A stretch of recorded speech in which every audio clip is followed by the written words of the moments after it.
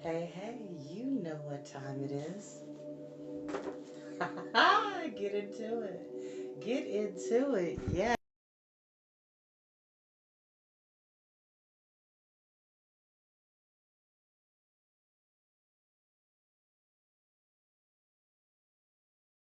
Because I think I'm just gonna start alternating like different areas of my house where I'll do story time. And there may actually be a time where I can do story time outside as the weather warms up. It's 65 degrees here in Ohio, or at least in Yellow Springs. Um, it's a beautiful day. I had a good but tough weekend. For those who have been checking in on me, thank you very much. I really do appreciate you, and I'm very grateful for the support.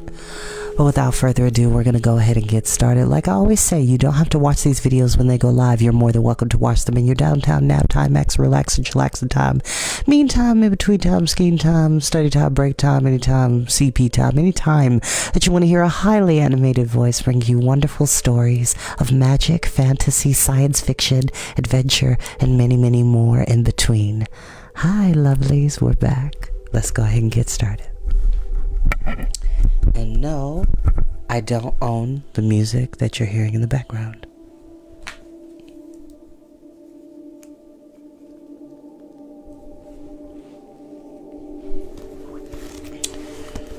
Okay. Trying to get comfortable. Okay.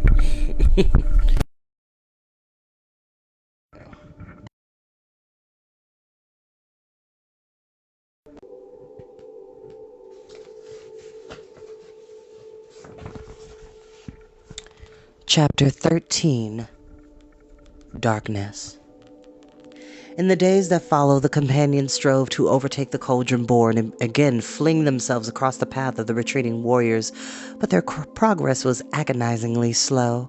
Taran knew Cole had spoken truly when he had called the hills of barren Gilead both friend and foe. The rocky troughs and narrow defiles, the sudden drops where the ground fell away sharply into frozen gorges, offered the companions their only hope of delaying the deathless host moving onward like a river of iron. But at the same time, from the high crags of the west, gusts of snow-laden wind battered the struggling band with icy hammers. The winding trails were slippery and treacherous. The ravines held deep pits filled with snow, where horse and rider might founder beyond rescue. In the hills, Taran's most trusted guide was Lissar. Sure-footed, long used to mountain ways, the Commode youth was now shepherd to a different, grimmer flock.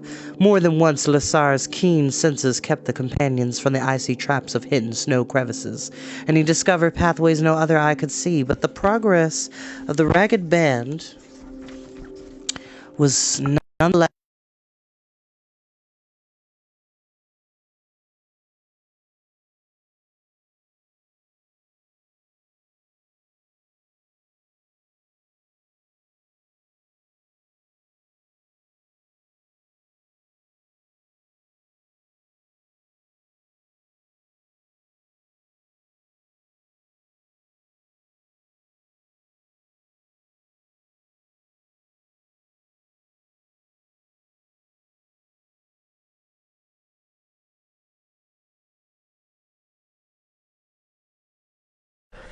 Gurgi ruefully agreed. Since entering the hills, the poor creature had grown more and more to resemble a drift of hairy snow. The cold had even stopped Glue's endless whining.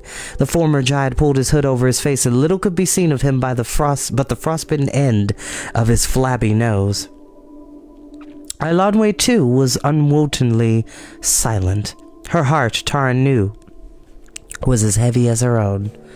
Yet Taran forced himself as far as he was able to put grief aside. His dogged pursuit had at last brought his warriors within striking distance of the cauldron board, and now he thought only of the means to slow their march to Anuvan. As at the Red Fallows, the companions labored to build barriers of tree limbs and set them across a narrow gorge, toiling until the sweet sweat drenched their garments and froze in the bitter wind. This time the livid warriors overran them, mutely hacking away the branches with their swords. In dismay, the men of the Commodes clashed hand to hand with the oncoming foe, but the cauldron-born slashed mercilessly through their ranks. Taran and the Kamot men sought to block the way and with heavy boulders, but even with the help of Heaven's mighty arms, this labor was beyond their strength, and the toll of the slain only rose higher. The days were a white nightmare of snow and wind. The nights were frozen with hopelessness, and like exhausted animals, the companions found respite amid rocky overhangs and the scant shelter of the mountain passes. Yet concealment served little purpose. The presence of the Kamot warriors was known, and their movements quickly sighted by the enemy captains. At first, the Cauldron-born had chosen to disregard the ragged band. Now, the deathless marchers not only quickened their pace, they swung closely to Taran's riders, as though eager to join battle. This puzzled Fluter, who rode beside Taran at the end of the column. Taran frowned and shook his head grimly. "I understand it all too well," he said. "Their power had wanted when they were farther from Anuvan. Closer it returns to them, and as we grow weaker, they grow stronger. Unless we halt them one time for all, our efforts will do no more than sap our own strength. Soon," he added bitterly, "we shall defeat ourselves more sharply than Arorn's warriors could ever hope to do."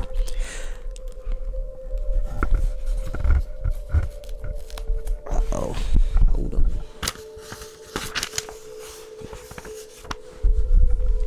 But he said nothing of another fear that lay in all their hearts.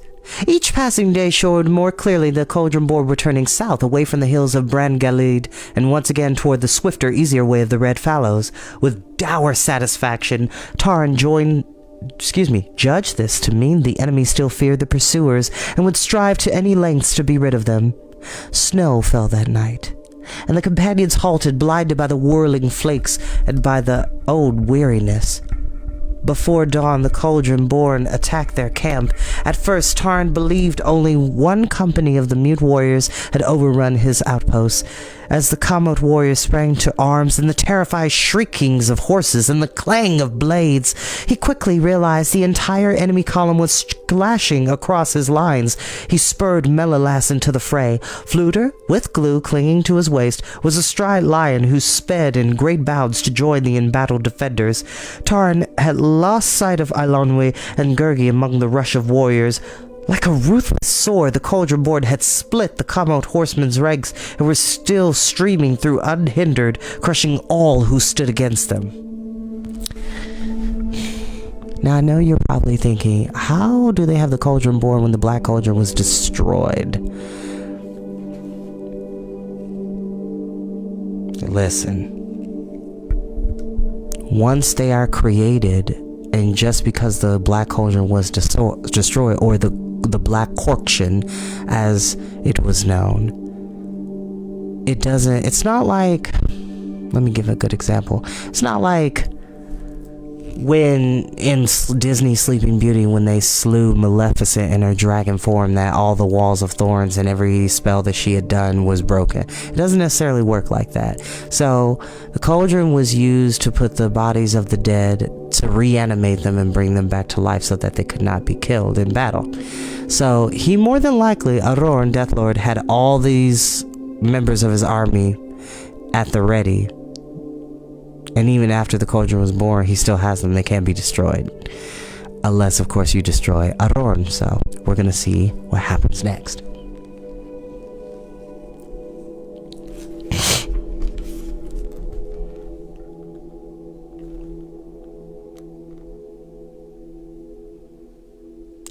Snow fell that night, and the companions halted, blinded by the whirling flakes and by their own weariness. Before dawn, the Cauldron-born attacked their camp. At first, Taran believed only one company of the mute warriors had overrun his outposts. As the Kamot warriors sprang to arms amid the terrified shrieking of horses and the clang of blades, he quickly realized the entire enemy column was slashing across his lines. I read that already, and I apologize. I'm reading too fast. I'm sorry, y'all. I've been ripping and running all this morning, so I do apologize. Let's try that one more time. All day the uneven battle raged while the men of the Kamot struggled vainly to rally their forces. By dusk, the path of the Cauldron-born was a bloody wake of wounded and slain. In one deathly blow, the Cauldron host had broken free of their pursuers to move swiftly and unfalteringly From the hills, Eilonwy and Gurgi were missing. Fearful and dismayed, Taran and Fflewddur pressed their way through the shattered remnants of the warband, struggling to regain their ranks. Torches had been lit to signal rallying points for the stragglers, who stumbled wounded and bewildered among the bodies of their fallen comrades. Throughout the night, Taran searched frantically, sounding his horn and shouting the names of the lost companions. With Fflewddur, who had ridden beyond the battleground, hoping for some sign of either one of them, there was none. And the new snowfall, which began toward dawn, covered all tracks. At mid-morning, the survivors had gathered. The passage of the cauldron board had taken a heavy toll of both mounts and men, and of the Kamot warriors, 1 out of 3 had befallen beneath the swords of the deathless foe, and of the steeds, more than half. Luagor galloped empty-saddled. Eilonwy and Gurgi were among neither the slain nor the living. Desperate now, Taran made ready to search through the farther hills, but Fflewddur, his face grave and filled with concern, took Taran's arm and drew him back. "Alone you can't hope to find them," warned the bard.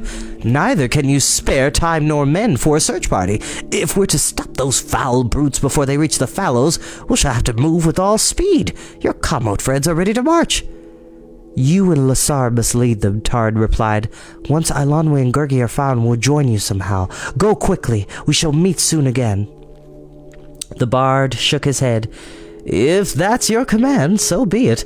But as I've heard it, Taran Wanderer, it is you who were called the Kamo folk to his banner, and for the sake of Taran Wanderer they answered.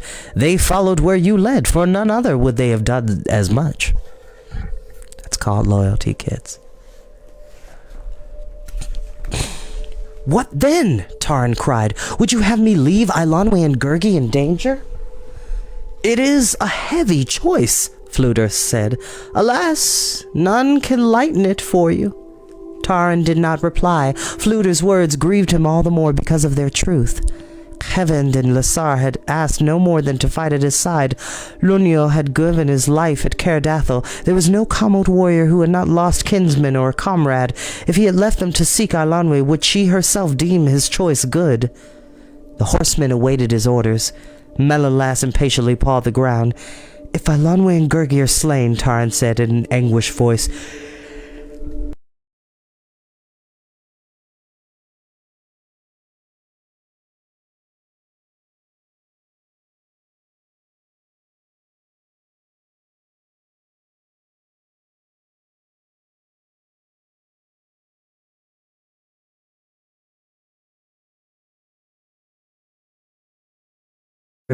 fastest pace, halting only for moments of fitful rest, little of the precious time they had been lost. Each day, Taran strained his eyes for a sign of Eilonwy and Gurgi, hoping against hope that the princess would find some means of reaching the warband again. But the two companions had vanished, and Fflewddur's desperate cheerfulness and reassurance that both would appear from one moment to the next rang false and hollow. At mid-morning on the 3rd day of their march, an outrider galloped in with tidings of strange movements in the pine forest at the column's flank. Taran halted his warriors, hastily ordering them to stand ready for combat, then rode with Fflewddur to see for himself. Through the trees, a little below him, he could make out no more than a vague stirring, as if they were shadows of branches flickered across the drifts. But in another instant the bard shouted excitedly, and Taran quickly sounded his horn. From the woods trampled a long procession of short, stocky figures. Garbed in white cloaks and hoods, they were all but invisible against the snow, and not until they had begun to move across a bare stretch of rocky ground could Taran distinguish one marcher from the next. Their stout leader, boots laced and bound with thongs, barely showed below their cloaks and looked like nothing so much as rapidly moving tree stubs. The shapes that bulked on their shoulders or at their waists were, Taran guessed, weapons or sacks of provisions. "Great Beelern!" cried Fflewddur. "If that's who I think it is." Taran had already dismounted and was racing down the slope, waving at the bard to follow him. At the head of the band, which seemed to number well over 100, trudged a familiar stumpy figure. Though he too was heavily muffled in white, his crimson hair flamed out beyond the fringe of his hood. In one hand he carried a short, heavy-bladed axe, and in the other a thick staff. He had caught sight of Taran and Fflewddur and strode to meet him. In another instant the bard and Taran were clasping his hands. pummeling his burly shoulders and shouting so many greetings and questions. The new arrival clapped his hands to his head. "Dolly!" Tarn cried. "Good old Dolly!" "I heard you clearly the first few times," the dwarf snorted. "If I ever doubted you recognized me, you fully convinced me that you do." He put his hands on his hips and looked up sharply, trying as always to appear as gruff as he could. Despite himself, his bright red eyes flashed with pleasure, and his features broke into a grin, which he had tried without success to change to his usual scowl. He's always grumpy. "You've led us on a chase," Dolly declared, motioning the warriors to follow Tarn up the slope. "We had word you'd gone into the hills, but saw nothing of you until today." "Dolly!" Tarn exclaimed, still amazed at the unexpected sight of the long-absent companion. "What good luck brings you to us?" "Good luck?" grumbled Dolly. "Do you call trapping day and night in snow and wind good luck? All of us fair folk are abroad, one place or another, orders of King Idleleg. Mine were to find you and put myself at your service. No offense, but I could guess that if anybody in Prydain would needed help, it would have turned out to be you. So, here we are." "Gwistel has done his work well," Tarn said. "We knew he was journeying to your realm, but we feared King Idleleg might not heed him." "I can't say he was overjoyed," Dolly answered. "In fact, he nearly burst. I was there when our gloomy friend brought word of your plight, and I thought my ears would split into Idleleg's bellowing. Great gawks, lumbering oafs, giant clodpoles, all of his usual opinions about humans, but he agreed willingly enough to despite his bluster. He's really fond of you no matter what he says. Above all, he remembers how you saved the fairfolk from being turned into frogs, moles, or whatever. It was the greatest service any mortal ever did for us. And Idleleg means to repay the debt." I promise y'all, I got enough sleep last night. It's my body responding to my work schedule. So there are times at my job where I have to work doubles, which I actually enjoy working doubles. It's just that I try to take at least like an hour 15-minute nap in between shifts to restore myself and keep myself energized for the rest of the day, because I don't drink coffee or energy drinks. So I try to keep my routine, but on days like this, on my days off where I get to do story time at my own leisure and be able to be going in and out and about my day however I would like, my body naturally responds like, "Oh, this is the time of day that you would take a nap." I'm like, "No, I'm not tired. I'm not trying to be, so please forgive me."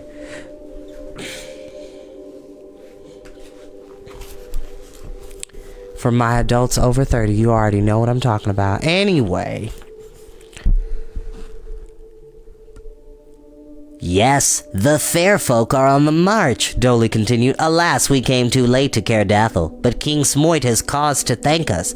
There's a host of fair folk fighting side by side with him. The northern lords are ready for battle, and we'll take a hand in that too, you can be sure." Dolly, for all his gruffness, was obviously proud of his own tidings. He had finished with great relief an account of one fray in which the fair folk had baffled the enemy by making an entire valley so resound with echoes that the foe fled in terror, believing themselves surrounded, and had begun another tale of fair folk valor when he stopped abruptly, seeing the look of concern on Tarn's face. Dolly listened while Tarn told what had befallen the other companions, and it was the dwarf's turn to be grave and thoughtful. But when Tarn finished, Dolly did not reply for a time. "As for Ilanwe and Gurgi," the dwarf said at last, "I agree with Fluter. They'll manage somehow, and if I know the princess, I wouldn't be surprised to see her galloping up at the head of her own army. With the Cauldron born, we're all in bad straits," Dolly continued. "Even if we fair folk can do little against such creatures, all the tricks that would gull a common mortal are useless.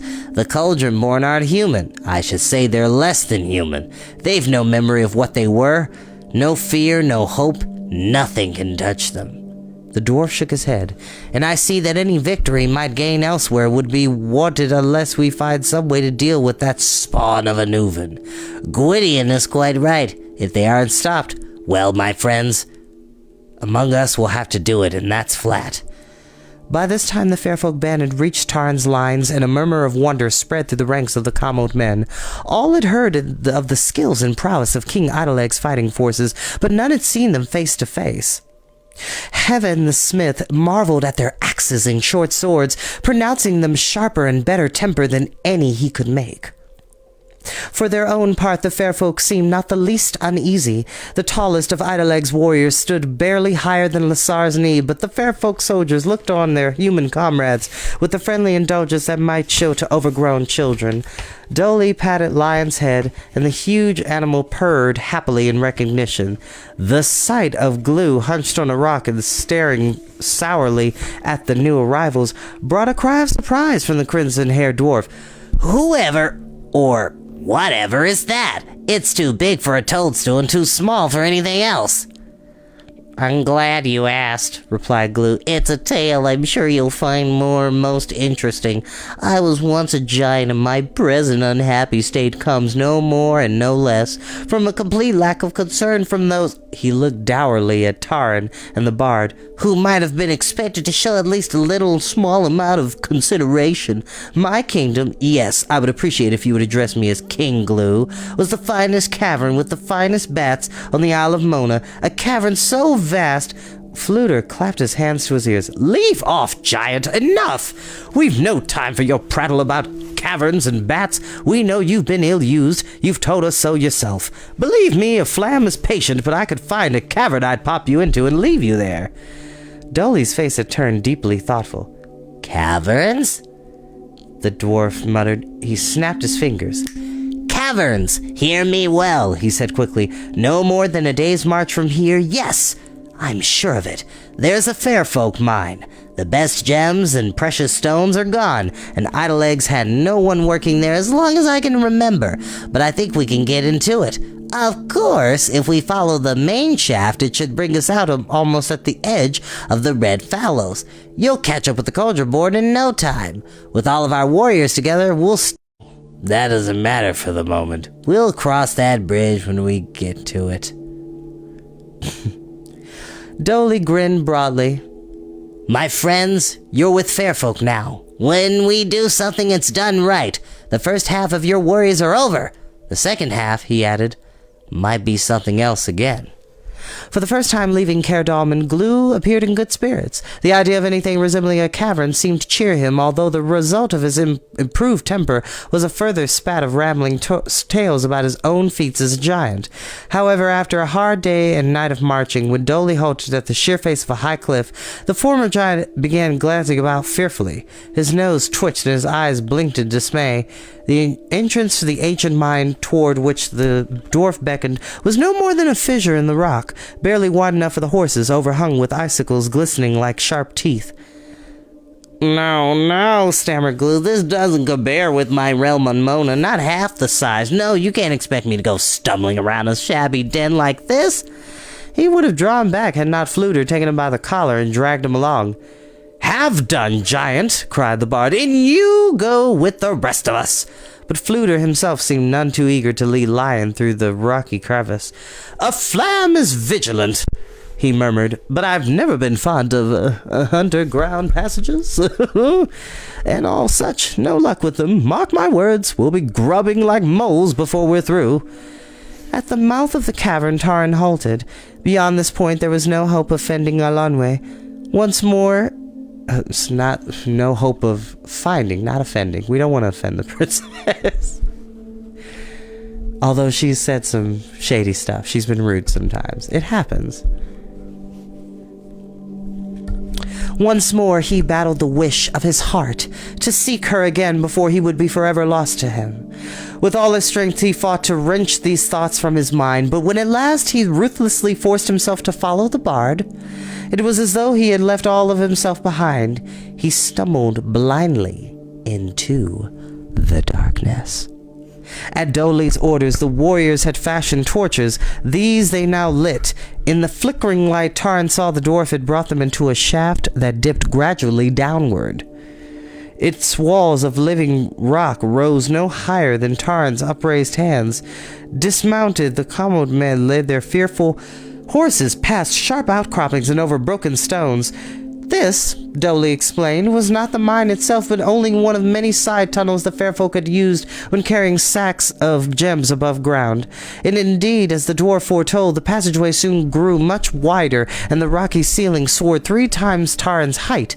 Narrow platforms of wood, one above the other, followed the walls on either side. Though many had fallen to disrepair and the beams had stumbled in a heap over the earthen floor, lengths of half-rotted timber shored up the archways leading from one gallery to the next, but of these some had partly crumbled, forcing warriors and steeds to pick their way most cautiously over or around the piles of rubble. The air was stifling after the icy wind above the ground.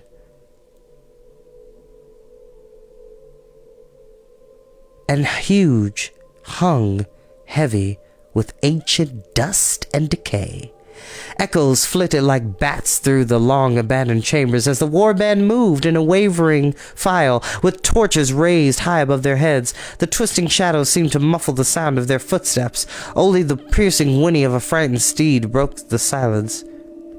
Glue, who had not left off his complaining since entering the mine, gave a sharp cry of surprise. He stooped and snatched something from the ground. In the flare of his torch, Taran saw the former giant held a glittering gem as best as a fist. Fluter had seen it too, and he sternly ordered, "Put that down, little man. This is a fair folk trove, not that bat-ridden cave of yours." Glue clutched his find to his chest. "It's mine," he squealed. "None of you shall saw it. If you had, you'd have kept it for yourselves." Dolly, who had glanced at the gem, snorted scornfully. "It's rubbish," the dwarf said to Taran. "No fairfolk craftsman would waste his time on it. We'll use better quality than that to mend a roadbed. If your mushroom-faced friend wants to burden himself, he's more than welcome to." Without waiting to be told twice, Glue hastily thrust the gem into the leather pouch dangling at his side, and his flabby features looked on an impression Taran had seen only once, when the former giant was in the midst of a meal. From now on, as the companions progressed steadily through the mine, Glue's beady eyes darted everywhere, and he strode forward with unwonted energy and interest. The former giant was not disappointed, but soon the torchlight glinted on other gems, half buried in the ground or protruding from walls. Glue flew upon them instantly, scrambling away with his pudgy fingers and popping the glittering crystals into his sack. With each new find, he grew more excited, giggling and mumbling to himself. The bard looked pitilessly at him. "Well," he sighed, "the little weasel here at last sniffed out something to profit himself. Much good it made to do him. Once we're above ground again, a handful of rocks. The only use I can see is if he throws them at the cauldron barn." But Glue, absorbed in gathering as many gems as quickly as he could, paid no attention to Fluter's remarks. In little time, the former giant's pouch was crammed with jewels of bright red and brilliant green, with gems clear as water or in their glittering depths flitted with gold and silver. Taran's thoughts were not on the abandoned riches of the mine, although the jewels seemed to grow more plentiful as the log column of warriors made their way farther into the tunnel. As far as Taran could judge, it was no later than midday, and already the companions had journeyed a considerable distance, and as the tunnel widened and as the path straightened, their pace gained even more speed. "Easy as whistling," declared Dolly. "Another day and a half at most, and we'll come above ground at the fallows." "It's our only hope," Taran said, "and thanks to you, the best hope we had. But the fallows trouble me. If the land is barren, we'll have little protection for ourselves, and little means to hinder the cauldron born." "Humph!" cried Dolly. "As I told you, you're dealing with fair folk now, my lad. When we set to a task, there's nothing paltry or small about it. You'll see, something will come to hand." "Speaking of paltry and small," interrupted Fluter, "where's Glue?" Taran halted and quickly looked around. At first he saw nothing of the former giant. He lifted his torch and called Glue's name. A moment later he caught sight of him and ran forward in alarm. Glue, in his search for treasure, had clambered up one of the wooden platforms just above the arch leading to the next chapter.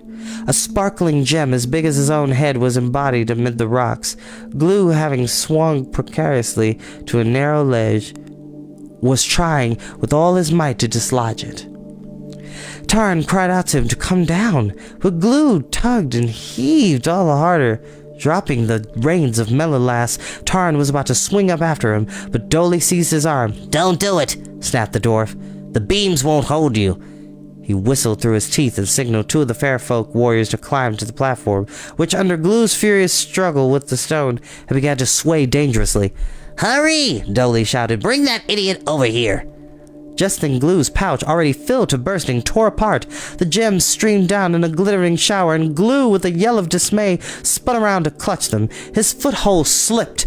He clawed frantically at the platform, and as he did so, the archway gave way beneath him, now shrieking not for the lost jewels, but for his life. Glue flailed wildly and caught one of the swaying timbers.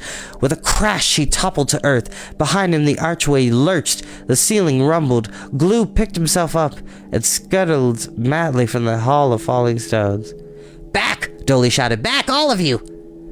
The horses reared and whinnied as the warrior strove to turn them. With an ear-splitting crack, the upper platforms collapsed. An avalanche of boulders and broken beams thundered into the gallery.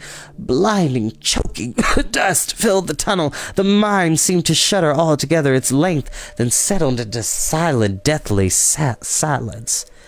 Shouting for Dolly and Fluter, Tarn stumbled to the heap of wreckage. None of the warriors or animals had been caught in it beyond them. The tunnel had held firmly and kept them safe.